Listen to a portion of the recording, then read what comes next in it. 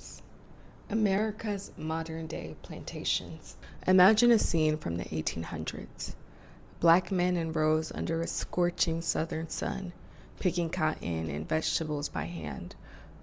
Over them loom white guards on horseback with shotguns in hand.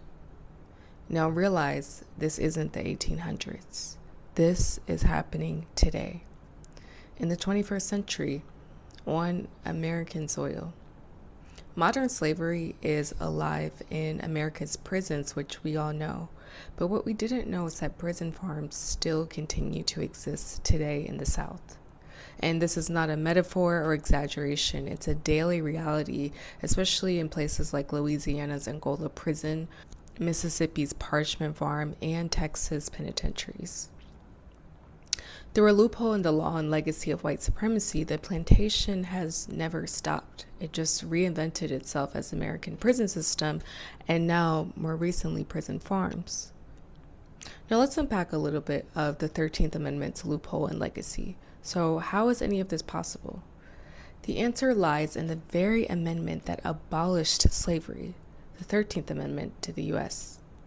This amendment, ratified in 1865, declared that neither slavery nor involuntary servitude shall exist within the United States, except as a punishment for crime.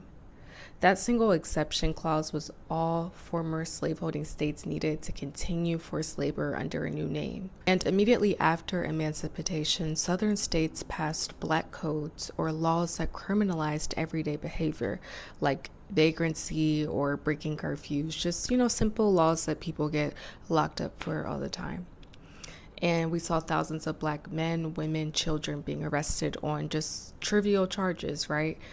And then essentially having our bodies leased to plantations. And I don't know about you guys, but I have a lot of family that's in the prison system or has experienced the prison system at one point. And that's not uncommon, especially for, I was going to say inner city, but honestly rural as well. So it's not a common experience for many Black Americans to be thrown into the prison system. So what happens at that point is a process that's called convict leasing. And that's when Black people are basically leased out to plantations. And even the wording and the jargon and the language used around leasing a human being dates back to slavery and the concept of ownership, right? So in the late 1800s, this this form of labor was explicitly used, right? Prison labor was used. And in one legislator's words, quote, to get things back as close to slavery as possible. Black prisoners replaced Black enslaved people, fueling the Southern economy with their cheap or pretty much unpaid labor. And this disgusting system was and is deadly. Prisoners were and currently are being worked to death in chain gangs and sweat boxes, often at higher rates than enslaved people had been. So, since unlike enslaved persons who were considered, quote, valuable property, people who are labeled as prisoners or incarcerated were seen as disposable. So it was through convict leasing, and although convict leasing was largely outlawed by the early 20th century, the use of incarcerated labor never stopped. Instead, states like Mississippi, Louisiana, Texas, Georgia, and others simply put inmates to work directly on state prison farms. The state itself became the plantation owner, and the practice persists, a direct legacy of slavery. Today, it's prison wardens who ride horseback with rifles, but the power dynamic of white overseers and captive Black laborers remains fundamentally unchanged. Let's talk a little bit about prison farms across the United States. So in 2025, at least a dozen states still operate prison farms where inmates perform agricultural labor under guard, right? And this is not a small or hidden phenomenon. It's an established part of many state prison systems, especially in the South. Now, consider a few examples. In Louisiana, for example, the Louisiana State Penitentiary, better known as Angola, is the largest maximum security prison in the country, sprawled over 18,000 acres. And this prison was literally a former cotton plantation, and it was named Angola after the African homeland of the enslaved people who once worked its fields. Today, about 75 to 80% of Angola's 50,000 prisoners are black, and they are forced to work those same fields. They grow cotton, corn, soybeans, okra, and other crops all under blistering sun with virtually no pay, right? And incarcerated folks at Angola start at $0 pay for their first year of labor. After that, they earn a mere 2 cents an hour, and they work under armed oversight, oftentimes, picking by hand. So if a prisoner refuses to work or fails to meet a quota, they can be thrown into solitary confinement or otherwise punished. The Angola warden and guards have the power to make men literally collapse from exhaustion, and many do. And in recent years, men have filed lawsuits describing how they suffered heat strokes and severe dehydration on these farmlands. So the American Bar Association has spoken up about this, and they remarked that Angola seemed in a perpetual state of emergency, which it is, right? That's the obvious, we all know. But we all know that it's modern-day slavery in practice. Angola's farm operations are run by a division called Prison Enterprises, which proudly sells crops, including cotton and beef, on the open market for profit. And the prisoners generating those profits see next to nothing. Angola's officials claim that the farm labor is rehabilitative or necessary to feed prisoners and incarcerated folks, but the truth is it's designed to break black men's spirits and break incarcerated folks' spirits and ensure, just as overseers did during slavery. We can also talk about Mississippi, right? So just one state over from Louisiana lies Mississippi, and Mississippi State Penitentiary, famously known as Parchman Farm. Parchman, too, was established as a plantation prison in the early 1900s and built on former slave plantation land in the Mississippi Delta. And for generations, Parchman was notorious for its cruelty. Prisoners who were mostly black were compelled to pick cotton, harvest crops, and work in chain gangs under the lash of capitas, who were basically incarcerated people that the guards picked to look over, enforce over other people, right? And the prison was run like a slave plantation well into the 20th century and even today. And as late as the 1700s, courts had to step in to curb the worst abuses. Yet Parchman remains an agricultural prison farm today. Incarcerated men there still work in the fields, raising vegetables and livestock. The racial dynamics are the same. Mississippi imprisons black people at vastly disproportionate rates, so the hands picking cotton or okra at Parchman are overwhelmingly African American or black. And the state exploits our labor to offset prison costs and supply prison cafeterias, echoing that old idea that black labor should economically sustain the society that oppresses us. In Texas, the Texas Department of Criminal Justice operates a vast network of prison farms, many of which are former plantations as well, even carrying names of slave owners and Confederate figures. Texas has dozens of units with farming operations. For example, the Clemens units and Ramsey unit in the Brazoria County were once part of the legendary Imperial Plantation. Today, inmates there tend cattle, grow crops, and even operate cotton gins. Yes, Texas prisons still have cotton gins picked by prisoners.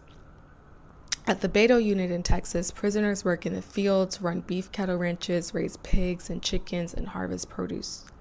Texas proudly notes its prison system is largely self-sufficient, and incarcerated farm labor produces tons of vegetables, milk, and meat that they say feed the population and are even sold outside to the Texas community. But this self-sufficiency is built on exploitative slave labor, and Texas notably does not pay state prisoners a dime for most work assignments. And in practice, that means mostly black and brown inmates doing grueling farm work under armed guards for zero pay equals slavery.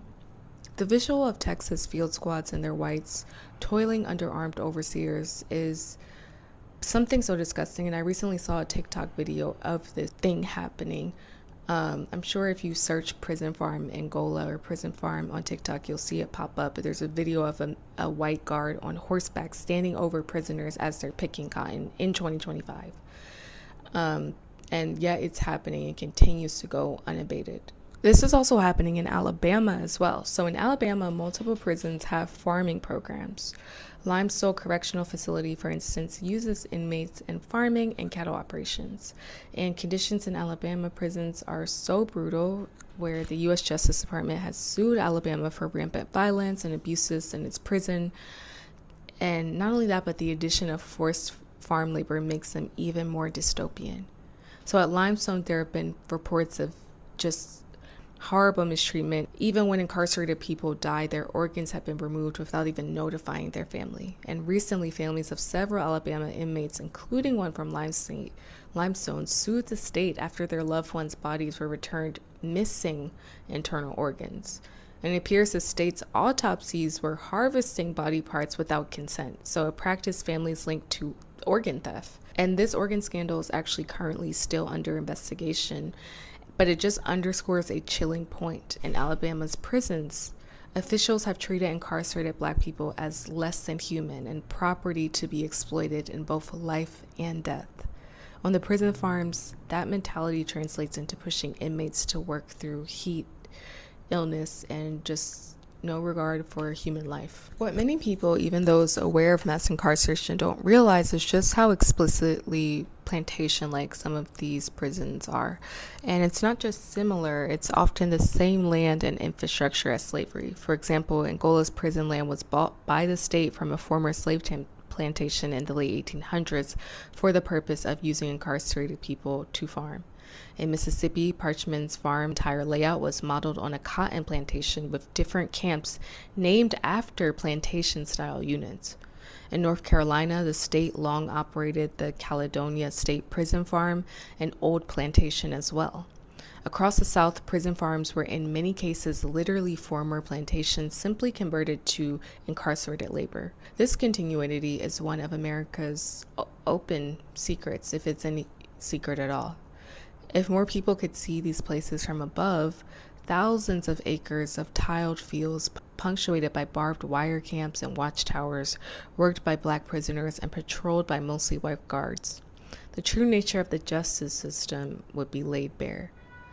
Another underreported aspect is how economically significant prison labor has been to the U.S. Capitol. Incarcerated workers in the U.S. in all industries produce an estimated $11 billion worth of goods and service each year, and the states and corporations profiting pay them pennies. On prison farms, the produce and livestock raised often directly supply state institutions, saving millions in food costs. And surplus products are sold on the open market. For instance, as mentioned, Louisiana's prison enterprise sells cash crops like cotton and runs cattle auctions. Georgia's prison farm system produces milk, meat, and vegetables not just for prisoners, but also to sell to other government agencies or even commercially.